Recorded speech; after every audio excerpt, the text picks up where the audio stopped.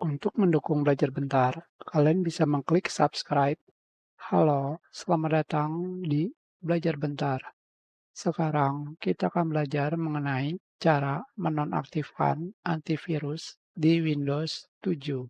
Caranya sangatlah mudah. Pada bagian Show Hidden Icon tidak memiliki apapun. Kalian harus pergi ke Windows Defender. Karena di Windows 7 masih menggunakan Windows Defender. Kalian pergi ke bagian Tool. Kalian pilih Option. Selanjutnya, kalian pilih Real Time.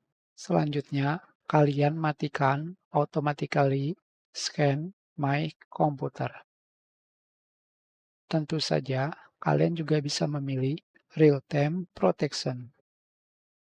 Jika kalian memilih Real Time Protection, Windows Defender tidak akan melakukan scan pada file yang di-download dan file yang di-attachment pada email.